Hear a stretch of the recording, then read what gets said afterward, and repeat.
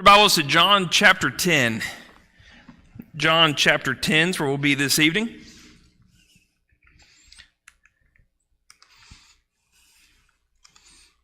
John chapter 10, we'll start in verse 1. I'll also get to tonight, so I'll get right in. John 10, verse 1, Truly, truly, I say to you, he who does not enter the sheepfold by the door, but climbs in by another way, that man is a thief and a robber. But he who enters by the door is the shepherd of the sheep. To him the gatekeeper opens. The sheep hear his voice, and he calls his own sheep by name and leads them out. When he's brought out all his own, he goes before them, and the sheep follow him, for they know his voice. A stranger they will not follow, but they will flee from him, for they do not know the voice of strangers. Verse 6, this figure of speech Jesus used with them, but they did not understand what he was saying to them. So Jesus again said to them, Truly, truly, I say to you, I am the door of the sheep. All who came before me are thieves and robbers, but the sheep did not listen to them. I am the door. If anyone enters by me, he will be saved and will go in and out and find pasture. The thief comes only to steal and kill and destroy. I came that they may have life and have it abundantly. I am the good shepherd. The good shepherd lays down his life for the sheep. He who is a hired hand, and not a shepherd, who does not own the sheep, sees the wolf coming and leaves the sheep and flees, and the wolf snatches them and scatters them. He flees because he's a hired hand and cares nothing for the sheep. I am the good shepherd. I know my own, and my own know me, just as the Father knows me, and I know the Father. And I lay down my life for the sheep. You should know I try my best not to overcomplicate things in my life. I want things to be as simple and as straightforward as possible. And my father, he is the same way. He taught me many tips and tricks about life and being a man and having a house, things that make life, having those things simpler, more efficient, right? Like when I was 12, he taught me when I mow the lawn, blow the sidewalk off when you're completely done, not in between trimming and cutting the grass. I don't know why 12-year-old me didn't get that, but that lesson was necessary. Or grilling steak, he taught me you could judge by the way you could compare the firmness of the steak on the grill to your palm, and he showed me where, well and medium rare and rare was. It's just simple things like that. I love great simple tips. And we as a society, we love simple too. Simple cells. For example, maybe you know what these are. These are Cliff Notes. These are these little yellow books that wonderfully simplify one of those dry old novels your English teacher is so excited about and you really don't want to read. And so you get a Cliff Note. It simplifies it, boils it all down. Or they even have these dummy books, right?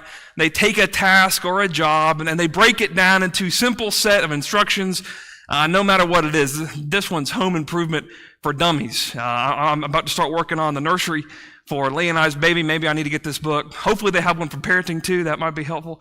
But we love these books. Now we just go to YouTube. We do that because we love simple. And we love learning about how to make life simpler. And I think that's why I'm such a huge fan of John chapter 10. Because Jesus explains himself and his relationship to you and me in an amazingly and profoundly simple way. And Jesus could have chosen not to do that. You understand that? Jesus could have been very theological and very abstract, and he could have been very philosophical. And I think if he had tried to do that, there would have been some who would have been attracted to that. You have the brainiac crowd, right? Who would love to gather around Jesus to talk about what eternity means, or what it looked like before the earth was formed. What was the time before Genesis? What was that about? People would have loved to have talked about that. But Jesus doesn't speak in those terms. What Jesus did in this passage we just read was with the most simple kind of statements, with the very most common sorts of images, with the sort of language that everybody could get a hold of. Jesus says, I am the Good Shepherd. And he wants to talk about what that means to be that shepherd and how he sustains us and how he leads us, he says, to the good, abundant life.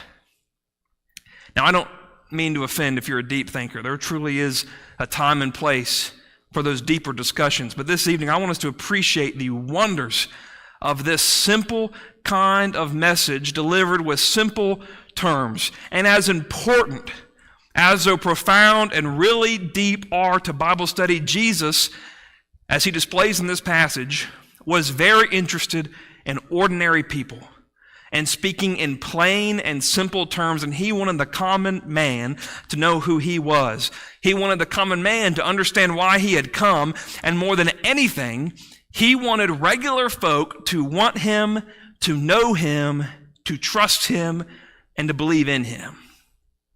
And in turn, because of that message, I want to know the Good Shepherd. I want to hear his voice. I want to be called out.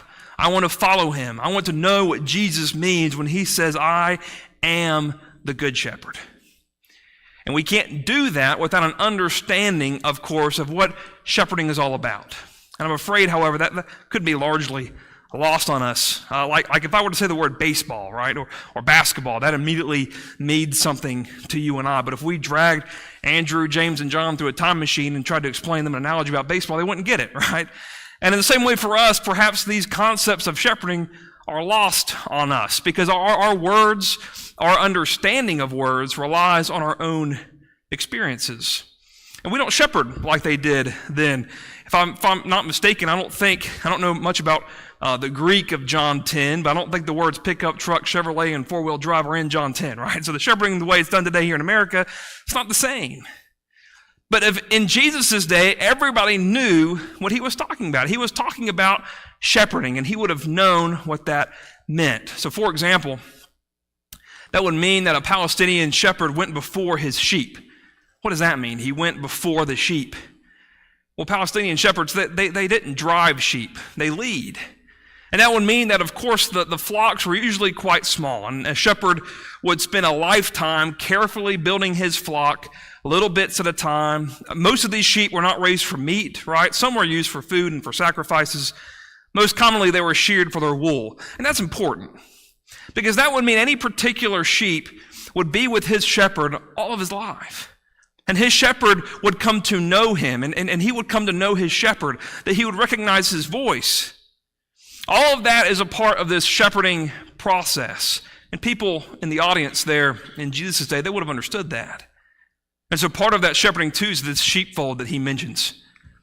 This sheepfold is an enclosure usually made of rocks, 4 sides, and an opening. No roof, it's not a barn. It's just a big kind of rock corral. That's what Jesus is talking about. And then all the conversation about hear my voice. Many times a community would put all of their sheep together in one big sheepfold, which means that in the morning, the shepherds would arrive at the sheepfold, and there's several hundred sheep. And the shepherd would simply call his sheep. And out of all of those sheep, his and only his sheep would come out to the sound of his voice, and he would lead them out to pasture. These are concepts Jesus' audiences knew about shepherding. It was very easily, very, very apparent to them. And I do think that in New Testament times, there would have been an amazing readiness to identify what Jesus says with much of the Old Testament.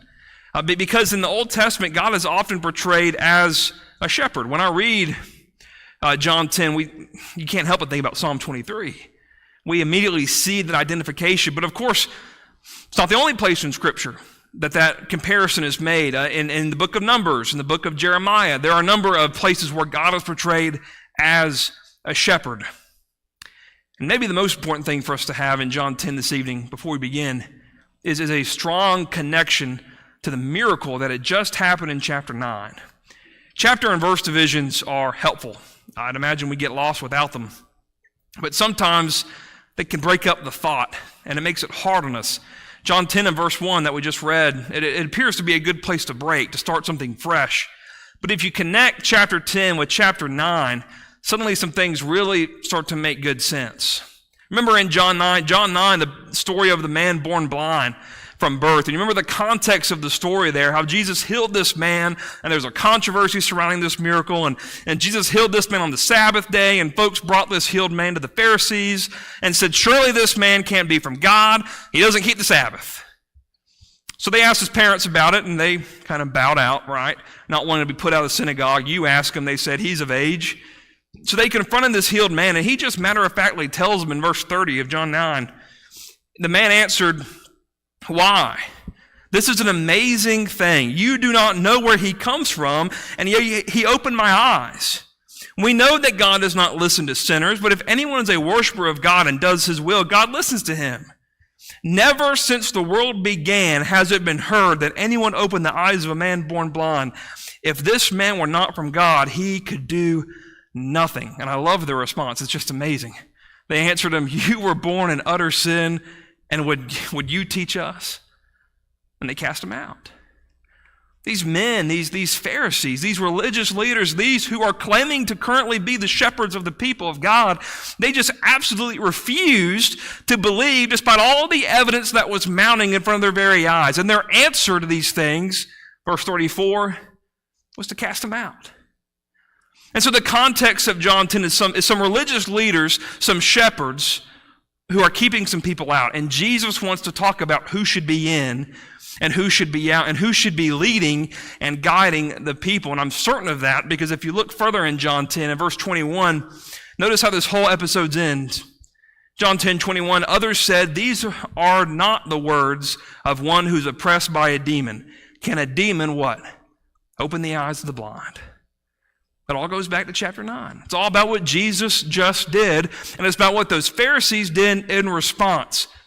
So Jesus stops to say, some of you folks are following the wrong shepherds. I am the good shepherd.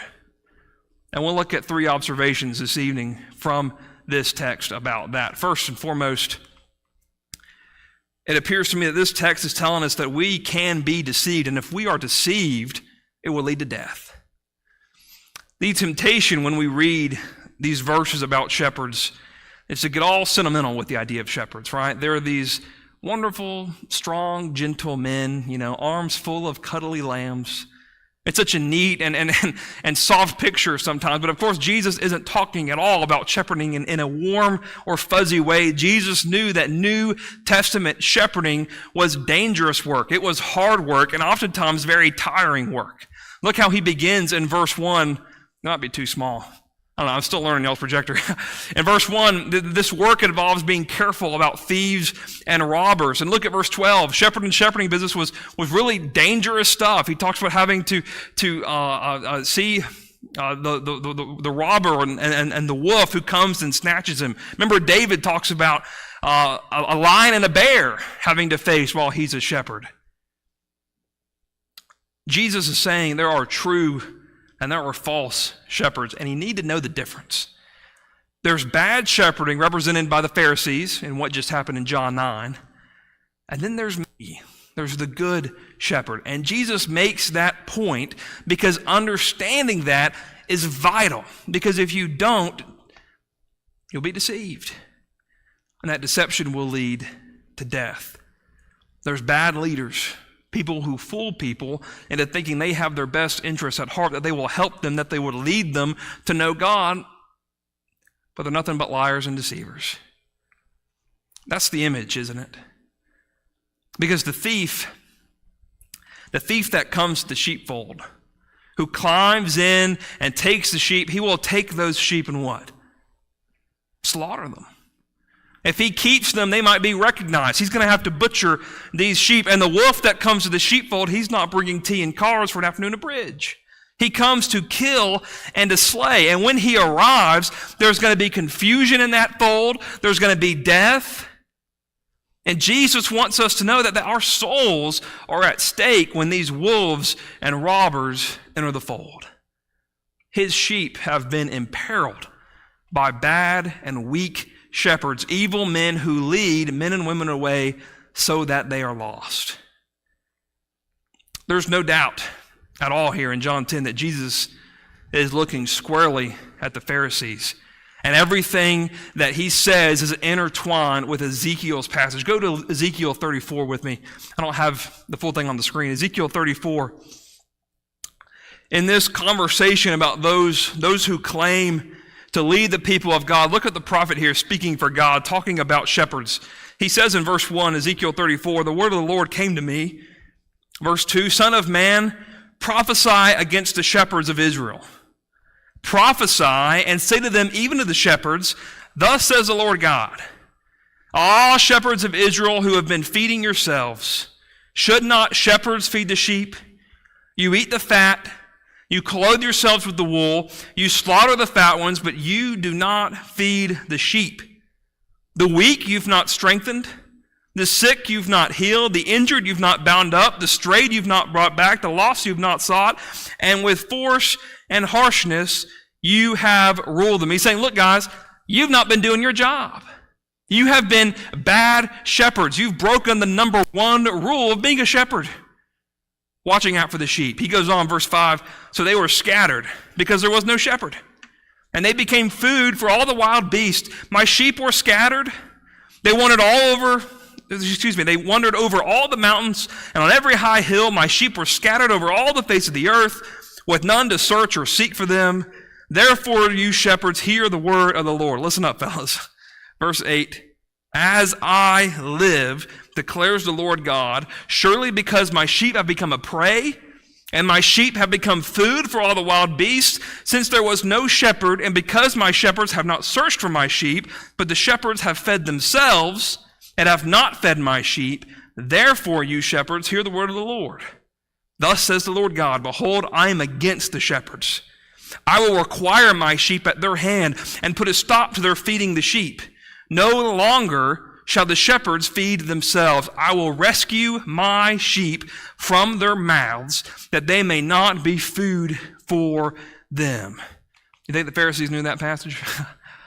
You think as Jesus is speaking here in John 10, that the Pharisees did not clearly hear the echoes of the prophet as Jesus looked at them with eyes flashing, saying, I'm the good shepherd. These guys are not. And certainly we need to understand that today.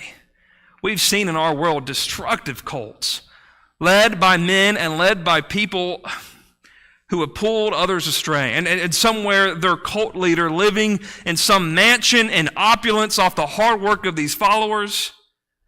But it's not just out there. Have the people of God ever been divided because an elder or a preacher or someone else in the congregation demanded the sheep start doing their bidding? Or what if someone who seems to find some deeper meaning in the text, who always announces himself as more spiritual and more profound, maybe he finds some twist on the Lord's Supper or the book of Revelation or some license to sin, who claims we don't need to be so careful about worldliness, or who decides that somehow the worship of God is not governed by the pattern of the New Testament, or why is it people are drawn to leaders like that? These people who claim to understand deeper, to really know the Lord better than you do. And they're always so much spiritual than everybody else, or they pretend to be, and that attracts people away like a moth to the flame. Evil and bad shepherds pull from the flock. Now, I don't purport to provide for you this evening criteria to separate truth from error in every situation, in every case. I'm not about to give you a comprehensive guide or a Cliff Notes version, if you will, to every religious error that's ever been taught since this first century down to this very moment. That'd be a long lesson. But I'll give you this to think about. When you see that kind of thing happening, when you see these bad shepherds that Jesus is talking about, ask this question: who is this about? Is this about the human leader, whoever this person is, accumulating to himself a following, justifying himself in some sin that he's in? Or is this new thing really about Jesus? Because false leaders and false shepherds and false ways have a false agenda. They're not about the good shepherd. And that underlying motive can be seen if you look for it. And Jesus says you need to look for it. Because deception, pulling you out of the flock, pulling you out of the fold, will lead to death. Secondly, though, in contrast to that, Jesus says, as you look around, you'll realize very soon that I'm the only way in. I am the good shepherd. Back in John 10, look at these 4 I am statements here. He says in verse 7, I am the door of the sheep. Again in verse 9, he says, I'm the door. Then in verse 11, he says, I am the good shepherd. Verse 14, again, I am the good shepherd. Both of these claims, I'm the door, I'm the shepherd. These are exclusive claims. Both of these say, I am the only way to abundant life. Then we start thinking about that door. We've talked about shepherding a little bit. Think about the door. That's kind of puzzling. What does Jesus mean when he says, I'm the door? What's all that about? There's a story I heard long ago. Man's name was Sir George Adam Smith. He's an Old Testament scholar, very famous. And he writes about traveling to the Holy Lands. And while he was there, he came across a shepherd. And he had a conversation with the shepherd, and he asked to see the sheepfold. There's a picture of one. I showed it earlier. And the fellow obliged, the shepherd did, and he took him to this rocky enclosure. But Sir Smith noticed there wasn't any gate. There was no gate. There was no door. And he asked about that. And finally, the Arab man understood what he was asking about. And he simply said, I am the door. And Sir Smith said he didn't understand. Because the Arab man wasn't a Christian by any account. He wasn't speaking in the language of the New Testament. He wasn't trying to echo John 10. He was just simply conveying the information as a shepherd would from a shepherd's standpoint. And so Sir George looked at him and said, well, what do you mean you're the door? And the shepherd said, and I quote, when the light has gone, I put all of my sheep inside, and then I lie across the open space, and nothing comes in that doesn't go over my body, and nothing goes out that doesn't go over my body. He says, I'm the door. And I believe that is exactly what Jesus is talking about here. I am the living door. In order to come into this fold, you have to go through me. To go out to pasture, when I lead you out, you'll go through me. That means, Jesus, I'm the protector. You come through me, you will be safe inside. That also means I'm the provider. You will go through me to find pasture, and you will find what you need. That's that abundant life he was talking about. Notice very carefully in verse 9, I'm the door. If anyone enters by me, he'll be saved. He'll go in and out and find pasture. The thief comes, right, to steal, kill, and destroy, but I came that they may have abundant life. I'm going to lay down my life for my sheep, he says. Now, I'm not a word scholar by any stretch of the imagination, but I do want to point out a couple things from these verses. The first is that word steal. That's that word klepto, right? That's where we get kleptomaniac. But then verse 11, I'm the good shepherd. The emphasis is on good. It's a word that can mean beautiful, and in this context it means excellent, right? The most noble, the best. But it's a very exclusive kind of word. The only one who can do this. He's the only one in this class. He's the only one who can shepherd us and lead us to the pasture of abundant life. And not hard at all when you look at words like that, these exclusive claims made by Jesus, to see him claiming the Messiah, right? Not hard at all, especially since in the Old Testament prophets, God had promised to care for his sheep, like in the passage we just read in Ezekiel. But what I really want you to see this evening is that Jesus says here 4 times, I'm the door, I'm the door, I'm the good shepherd, I'm the good shepherd. Every single time, it's a singular claim. I'm not one of many shepherds. I'm not one of many doors. I'm not one of many ways. I'm the door, the good shepherd. There's no others. No, there is salvation in no other. No one else who can let you in. No one else who will care for us, protect us, lead us, save us. No one except Jesus the Christ. And that means John 10 becomes immediately offensive to a lot in our world today, doesn't it?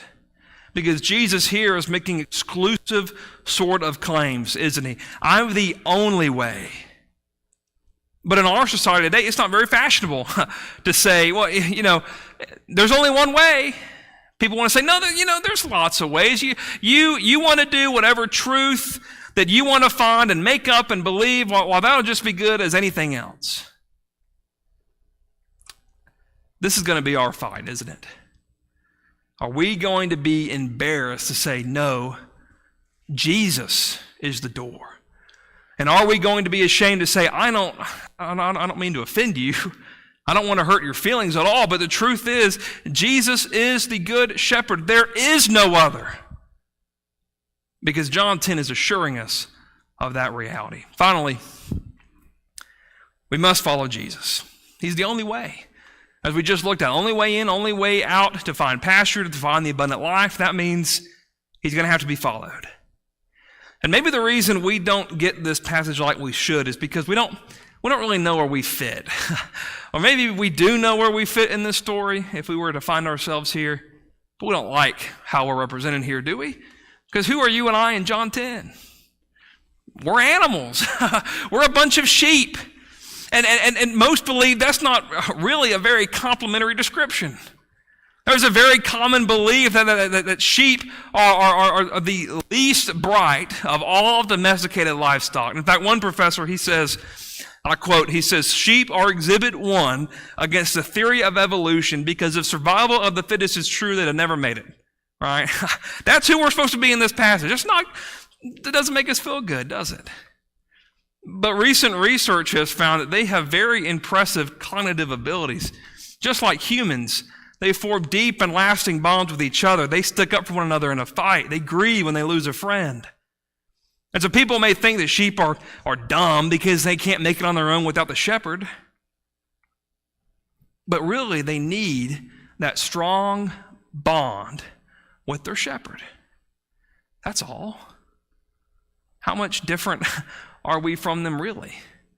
We need our shepherd. What are we without Christ? The Bible unfailingly applies that label to you and me. We are the sheep of his pasture. Psalm 100 tells us, and with great regret, I realize how true Isaiah 53 verse 6 is. All we like what?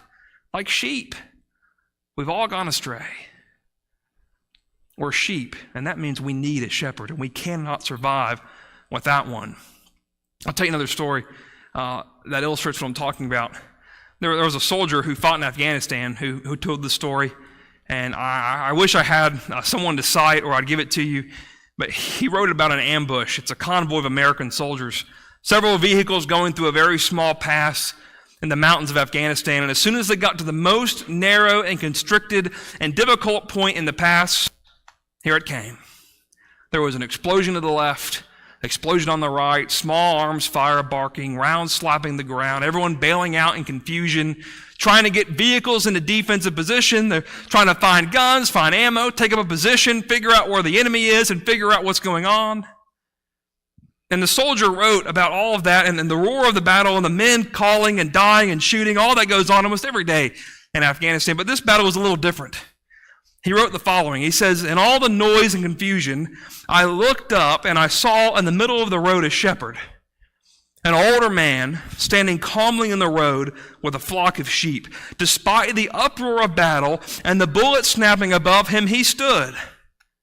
In one hand, he held a wooden staff, and I watched him as he stretched his arms out wide, and the sheep responded immediately by clustering around their shepherd. And he lowered his arms.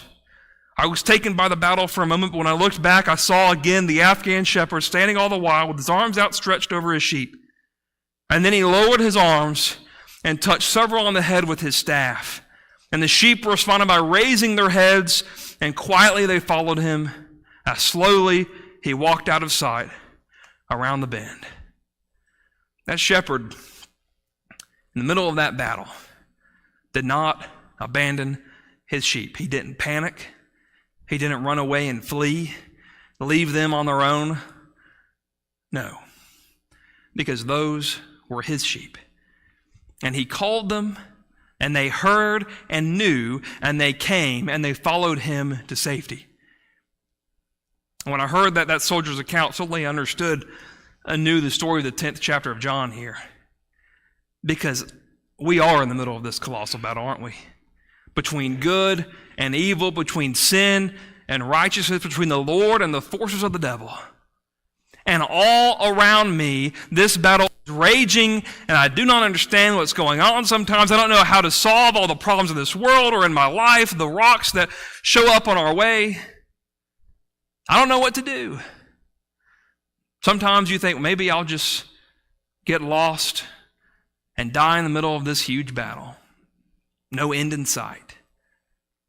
But then you see him, the Good Shepherd. And just as in this story, he raises his arms, and I know I need him.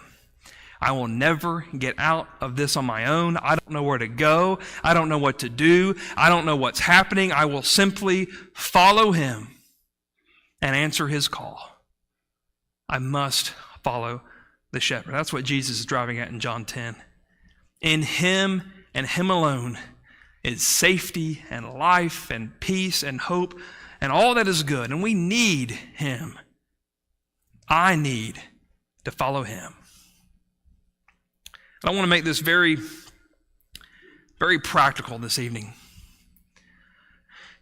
Do you see that following Jesus, it means obeying Jesus? When the shepherd raises his arms, the sheep come.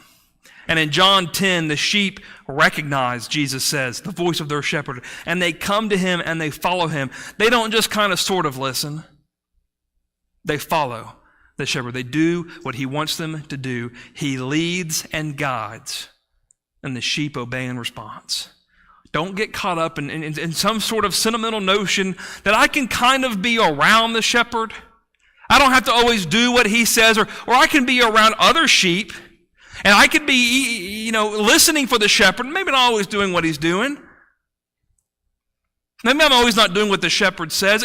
That's really okay. I stand around 3 times a week with a bunch of other really good sheep, and I'll just be around those sheep a couple times a week, and I'll kind of meander along behind the shepherd a little bit. No.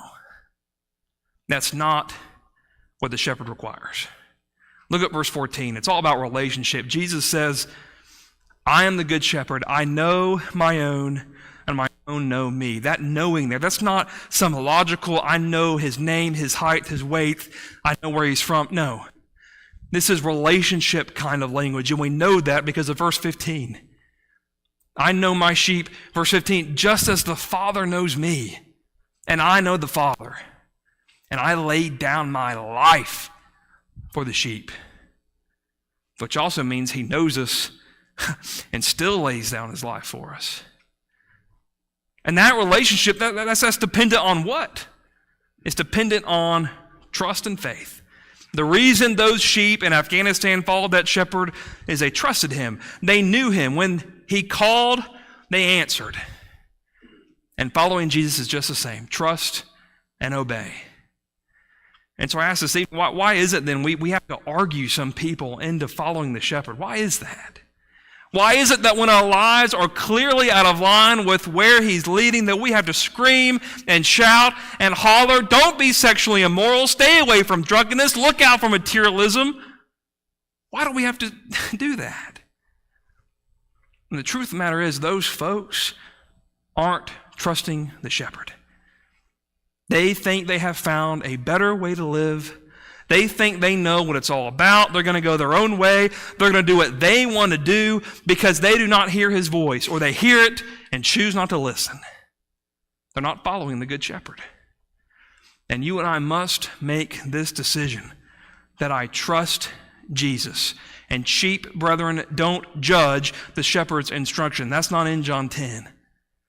We do what he says, and we do that all the time. He's the shepherd. I'm the sheep. I trust him, therefore I will obey him. And what I really love about John 10 is that the sheep are willingly follow Jesus. I'm not being dragged along.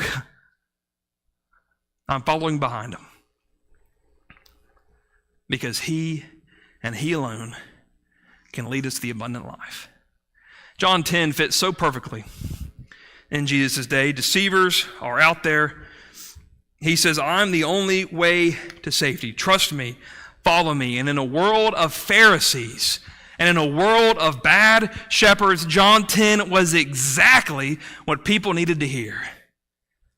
And even today, in our world of religious pretenders and pretense, John 10 still fits perfectly. And in the mess that is our world and society, how we long to see this powerful portrait of the good shepherd leading his folks, his sheep, to good water, to good pastures, to safety, and to all that they need, he says, in abundance. So what's the qualification of being a sheep? So after hearing all that, I'd like to be a sheep. Do I have to be the most beautiful sheep? Jesus only takes the really good-looking ones. Do I have to be the smartest sheep? He only takes the really bright ones, the really smart ones. No. Do I have to be the rich sheep? Jesus only takes the sheep loaded with cash. No. The qualification to being a sheep is trust and obey the Good Shepherd. And I said at the outset this evening that I love simple and simplicity. And isn't this an amazingly simple way to understand our relationship with Jesus Christ? He's the shepherd, therefore I will follow. Jesus said, I'm the good shepherd. May the Lord bless us to want to follow him. In a moment, we'll sing the invitation song. During this invitation song, we're giving you a chance to follow Jesus, to be baptized if you haven't, as Acts 2 verse 38 so instructs, to be forgiven of your sins, to be washed anew, to be made anew, a child of God. Maybe you are already a child of God. Maybe you've been baptized, but you've wandered away. All we like sheep have gone astray. Come back to the fold this evening.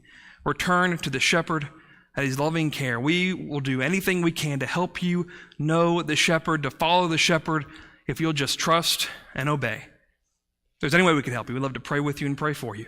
If you make your way to the front as we stand and as we sing.